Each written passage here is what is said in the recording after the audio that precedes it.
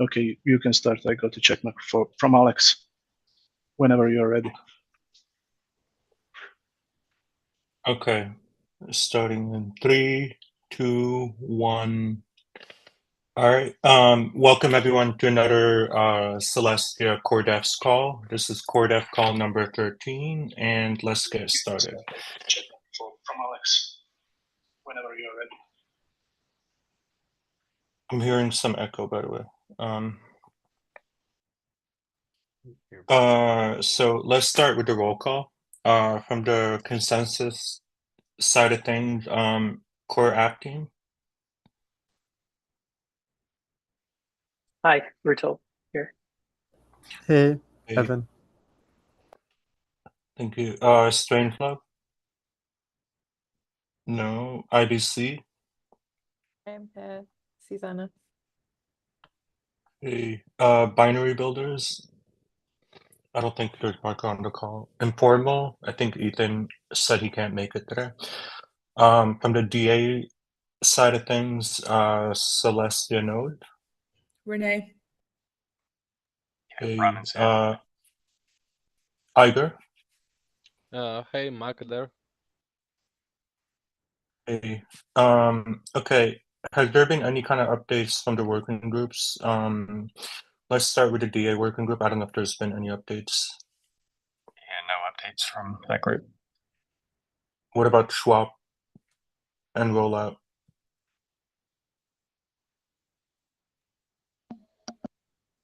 So I believe Schwab is set to be launched after Modular Summit, like around a month. At least that's the last info I heard, that we don't want to rush it. Yeah, it might take a bit longer than that. But yeah, definitely not before Modular Summit. Sounds good. Any updates from the enterprise working group?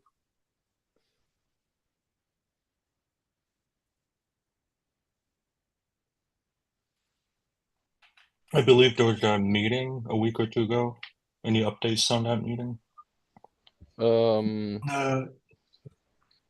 Yeah, so there was a proposition from Josh around the core API that's based on current Celestia Node API, but expressed in protobuf, and that excludes all the admin privilege guarded APIs.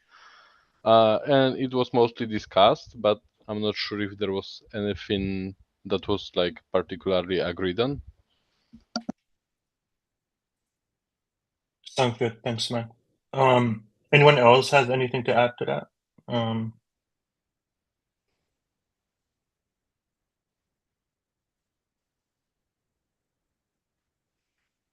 Okay. Any updates from the ZK working group? I believe there was a call before this call. Yeah, I can take that. We've been having bi-weekly calls, and Zaki and I also had out-of-band calls. We've been going through the IBC light specification and mapping language from IBC to rollup, and going through what are the requirements of the transport layer. So we're getting into a direction where we can have a real specification for the transport layer. There was also 2 weeks ago, we went through ICA version 2.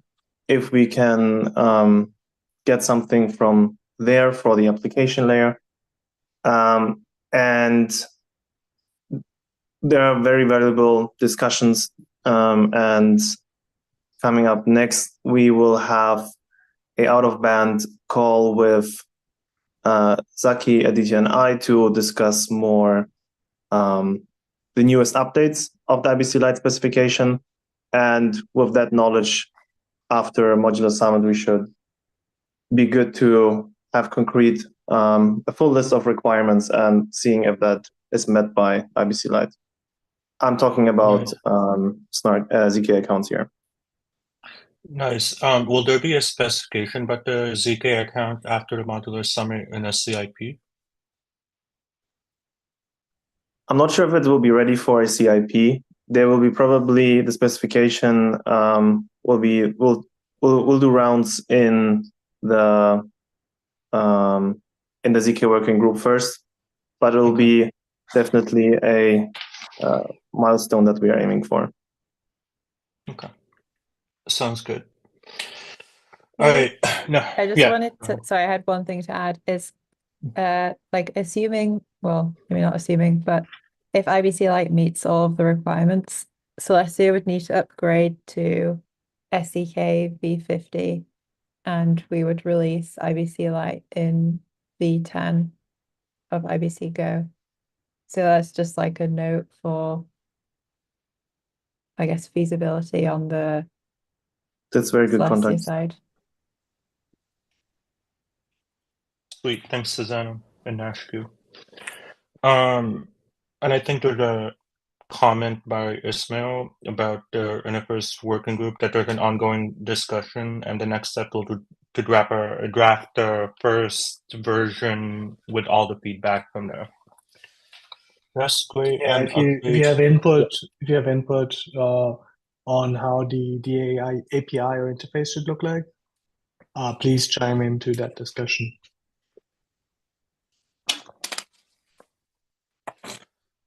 Thank you, Ismail. Next up, let's talk about Lemongrass hard fork and any kind of updates related to that. Hi, I can talk about this.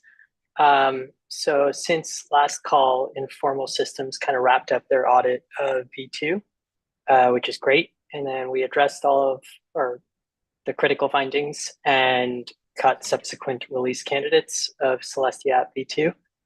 So right now we're in the process of testing those release candidates on this like internal Robusta chain, this like internal DevNet testnet thing. And shortly after Modular Summit, we plan on trying to roll this out to Arabica, then to Mocha, and then to mainnet with like 2 weeks of delay in between there. So I would say this Lemongrass hard fork is like roughly on schedule, maybe a little bit delayed because we're testing on a testnet internally right now. But that's kind of the update on that. And then there's this proposal thing that's under Lemongrass hard fork, but I'm going to hand off to Evan to talk about that. Before we go into that proposal, were you able to sync with Conduit on any kind of roll-up testing as part of the private DevNet? Yes. Sorry, maybe I should be a little bit more clear. So that's the private testnet thing that I'm talking about testing right now.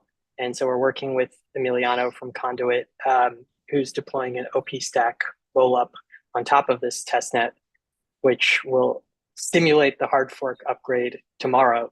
So we're just kind of monitoring the testnet and the roll-up to make sure they work before and after the upgrade. Nice. Yeah. I don't know if it's too late or if it's needed, but I would recommend, I don't know if they're doing it, like an Arbitrum rollup as well, but I don't know if it's too late for them to deploy one before tomorrow's hard fork on the private. I can talk to Emiliano about it.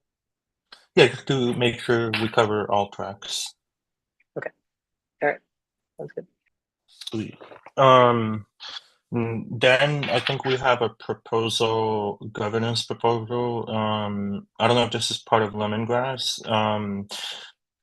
Whoever wants to cover it, yeah.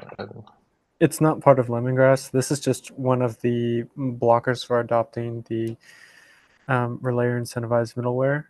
The main blocker at the moment now is just like this audit is scheduled, or I don't think the audit is technically scheduled yet, but we forwarded Carlos and the IBC engineer, who I think is going to be answering questions for Zelic in a Telegram group. I don't think there's a huge rush for that audit, so it's just whenever everyone has time. And then that's just like one more less blocker for relayer incentivized middleware. The other blocker is just like updating, but that's a V3 thing. So the next hard fork after Lemongrass. Nice. Okay. Okay, let's cover CIP 21. Did we cover in detail last time? I don't know, Callum, did you go over it before?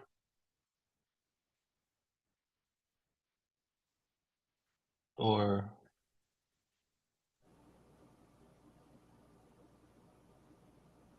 I don't recall if we covered it last time. I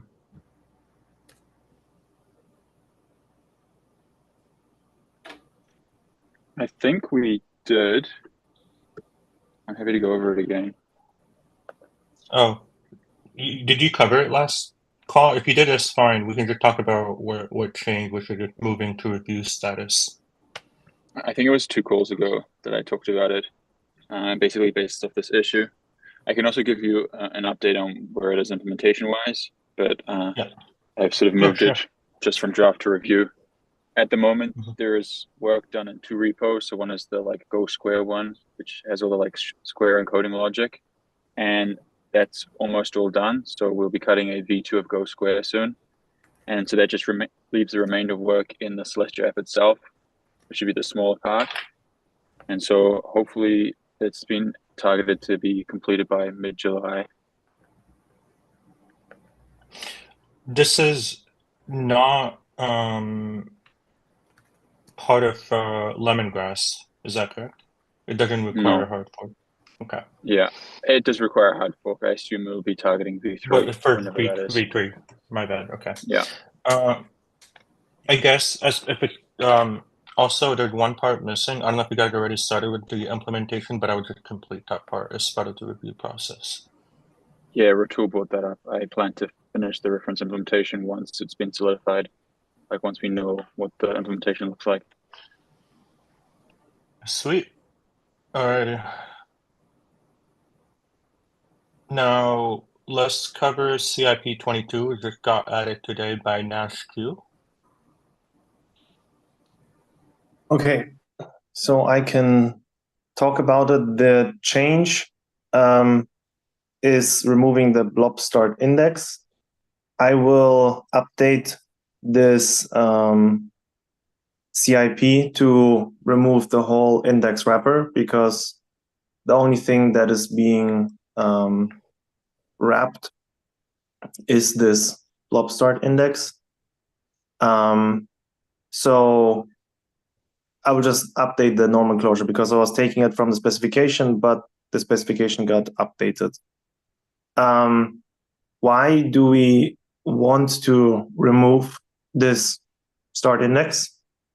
The original purpose for it was to create compact inclusion proofs for fraud proving when their square layout was wrong, right? So let's say a PFB was submitted, but the blob wasn't there, or the blob was wrong, things like that. Now, with the discussion of moving to ZK proofs instead of fraud proofs for Celestia, we would not need this index anymore, because this it's not used right now. There doesn't exist any fraud proof for it, so the light nodes wouldn't be reduced in security-wise. Why it's nice to remove it is because it makes the PFB transactions itself deterministic. So the square layout would also be simpler. Like we could simplify the app, because right now when the PFB is created, you don't know where your blob will land, because the PFB namespace pushes all the blobs more and more and more. So only after the square layout is full, you would have to inject the index into the wrapper. And because it is encoded using protobuf, it's also variable length. So the estimation is not perfect of filling the whole square. So the whole thing will make it deterministic, which is also a predetermined to fast block slow squares. Otherwise, you cannot create PFB transactions in shares format without knowing the location of the square, and that would decouple that. So it is a small change, but it is consensus breaking. It would need a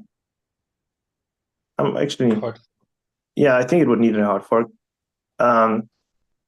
because it also would change the app. Okay.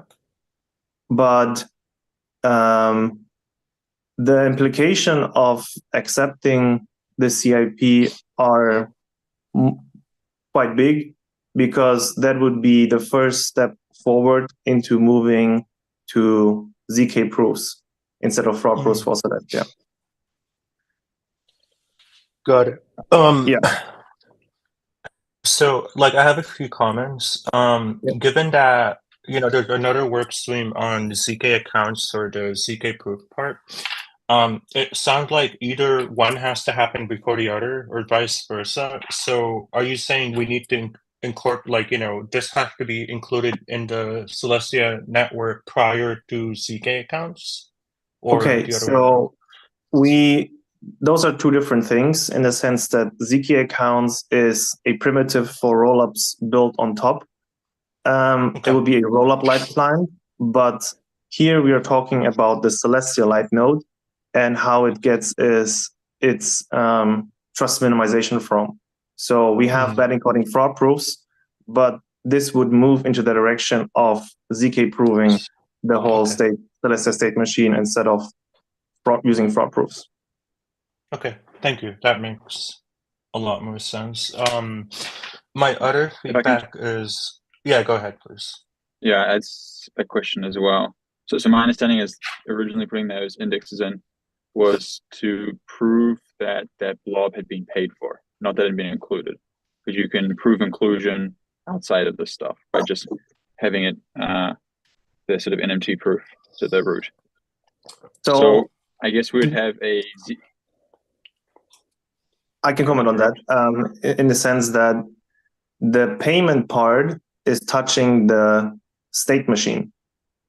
So we would, to be able to ensure that we can pay for a blob, that would be fraud proving the state machine. The index does not affect that. We actually cannot fraud proof right now if a PFB was paid for, because you would need to add a gas accumulator to have single round fraud proofs for gas payments. Currently, you would need all transactions to, in the worst case, to fraud proof if one of them wasn't paid, because gas is calculated at the end of the block, I believe. So what I wanted to say is if a blob was paid for, wouldn't be if it wouldn't be paid for, it wouldn't be fraud proven using the index. But a single round fraud proof using intermediate state roots and the state transition function. Yeah, I was trying to say that the inclusion proof is different to this. Like, you can improve inclusion without anything to do with the start index. Yeah, but you need so this doesn't actually affect inclusion proofs. So you need the index to be able to prove that it wasn't included. The reason for the index, sorry, I had my hand raised. The reason for the index is simply to reduce the size of the proof, because as Colm said, you can prove inclusion of this blob outside of without using this index. However, that proof of inclusion is larger than the blob itself.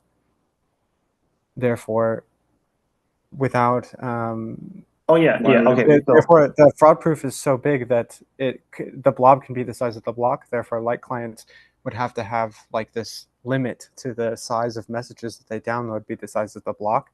Therefore, it defeats the purpose of being a light client. So this index allows us to only prove a subtree root instead of having to prove the entire thing. I'll give you a strong Callum. Imagine a blob is not included and you don't have the index. how do you prove that it's not included?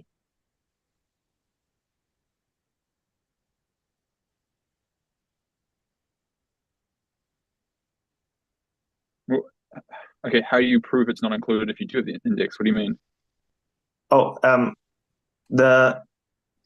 okay, so let's I'm saying that you need the index for fraud proofs, for blob inclusion fraud proofs, where, like, by a counterexample would be now, what if you don't have the index?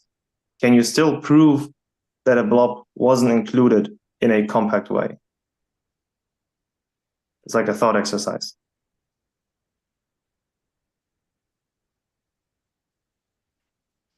I'm just trying to think about the use case of like why are you trying to prove that's not included? Oh, because okay. There was fraud. Celestia was malicious. 2/3 were malicious, and there is a PFB transaction which says that the blob should be included, but it's not. So someone paid for the blob, but Celestia cheaped out and didn't include it, even though it says it did. And we need to prove that fraud. Mm-hmm. Yeah, exactly. We can get rid of the index if we can ZK prove the block validity rules. So if that's our approach in the future, then we don't need this. Yeah. But I would hesitate from like removing these things until we actually have a specification for ZK proving it. That makes sense. That is a fair point. The counter argument would be that we do not have the capabilities or the specification for all the fraud proofs right now.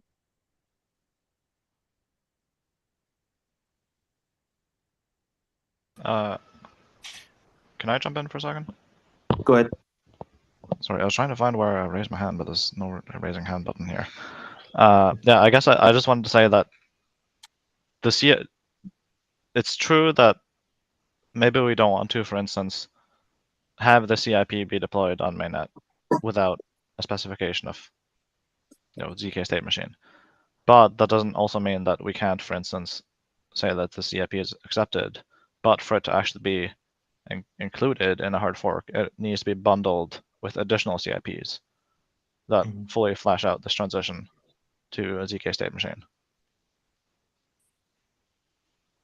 Yeah, like these two things are actually independent. I prefer not to add that complexity, but I don't mind. Like you're having this thing of like, oh, we can have 2 or 3 different CIPs and then they're all dependent on each other. Like I prefer atomic units. No, but that's part of the, like, within the CIP process, you can also say that this CIP depends on another CIP while still having that CIP fleshed out. Even if it doesn't go and be implemented in a future hard fork, it's okay to create the specifications ahead of time and say that this requires something else because it's still in draft. It can be updated later. Yeah, I'm saying it's okay. I just say it's like makes things unneedlessly complex. Would you be in favor of moving to ZK proofs? I don't have information to make that decision yet.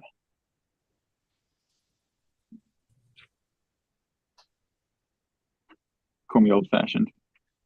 Like I'm sure it's great, but I just want to see the proof of it first, right?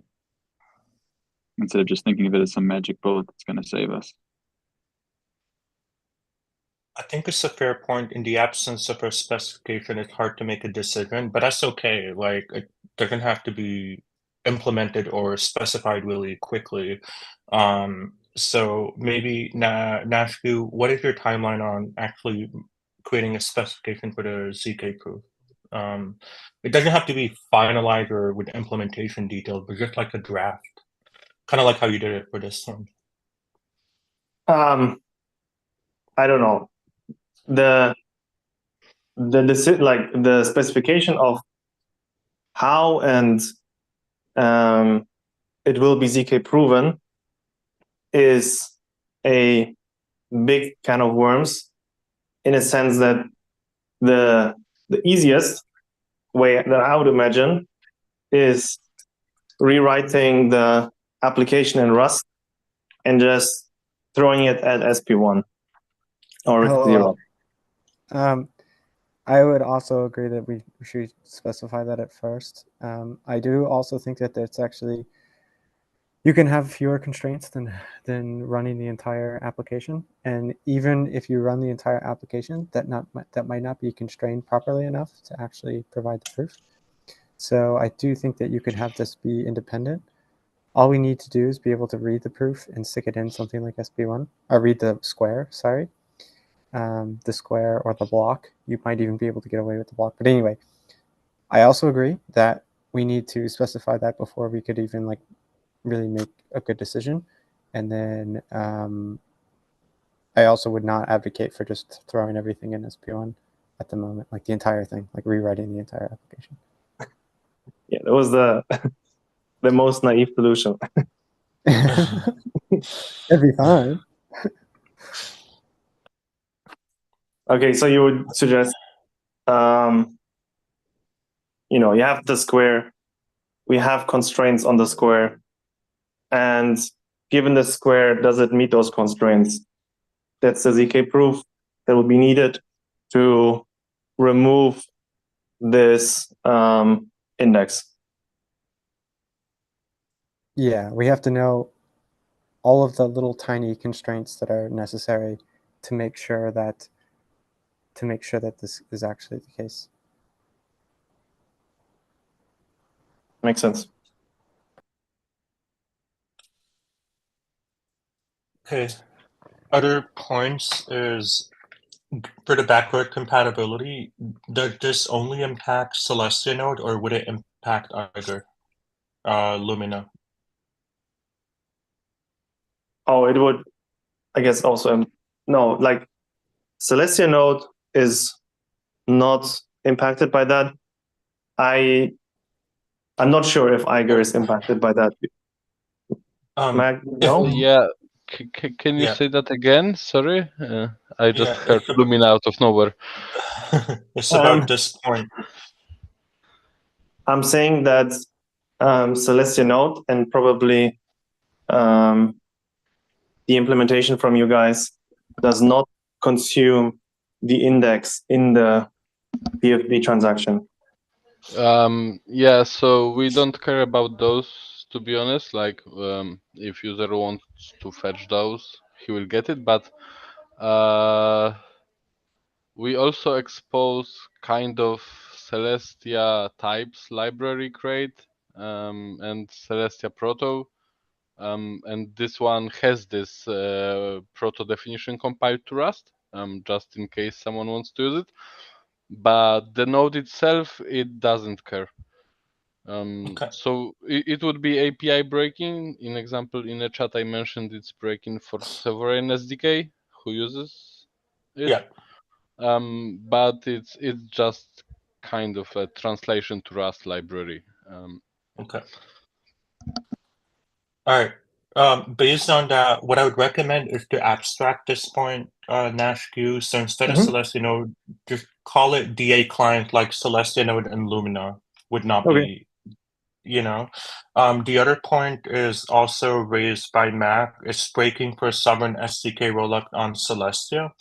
I think you covered it here, except sovereign SDK. However, here the statement should be specified that you're talking only about sovereign SDK. I think Rutul mentioned that point because there are rollups live on Celestia, but they're not sovereign SDK rollups. Oh, I got the comment now. Okay. Can I add something? Yeah, so when I'm saying it's breaking for sovereign rollups, it's not that I know the exact ZK logic, if it utilizes that, but I know that currently they are pushing for this signer inside of namespace, inside of blob itself. And due to lack of it, they need to unpack the transaction and just unpack it through correct wrappers. So index wrapper is one of them. And yeah, and from what I know, ZK rollups like needs this circuit hash, the program's root, something like this. So basically, the hash of the ZK circuit. Whenever you change the code, you need to update it, and this requires like whole rollup update, which is not trivial, let's say. Yep. Yeah, so if we have the signer, then it will not be breaking anymore for Sovereign. That's my understanding. Yes, same. Okay, sounds good. Yeah, so feedback is just like on this component, just clarify the Sovereign SDK, otherwise this Yeah. statement, that and just abstract to DA layer here. Small minor comments, but yeah. And I guess we have to follow up on the like the ZK proving specification. I know it's like a little bit early to talk about it. However, other than that, I do want to congratulate you on your first CIP, Nashku. So props. I'm excited. Yeah. And yeah, I think it's been a great discussion so far. Has there been anyone who wants to add any final comments on what we covered today, or can we end it? I had one question. Mhm. Do you, I know it's a while away, but do kind of the Celestia developers know if you're planning to upgrade to SDK v50 in the v3 hard fork, or is it just too early to know? At the moment, we're trying to change our upgrade mechanism so that it's more compatible with the rest of the other Cosmos SDK modules, which is currently blocking this. But yeah, that is like an extremely high priority for us. Updating IBC specifically, because we're on the deprecated version now, and who knows what could happen. Okay, cool. I guess I was interested in from thinking about the ZK working group stuff as well. Yeah, But, yeah. Okay, nice. Thanks for the context. Okay, sweet. Great call today. And yeah, I think in 2 weeks' time, when the next call should be in 2 weeks' time, that will be like 17th of July after Modular Summit. So Care Bear, maybe we can put that on the calendar for Core Dev call number 13. 14. Yes, Or we'll do. 14. My bad, 14. All right, y'all. Great call. Looking forward to next steps on Lemongrass, and yeah, take care. Cool. Thank you. Thank you. Thank you. Bye. Bye.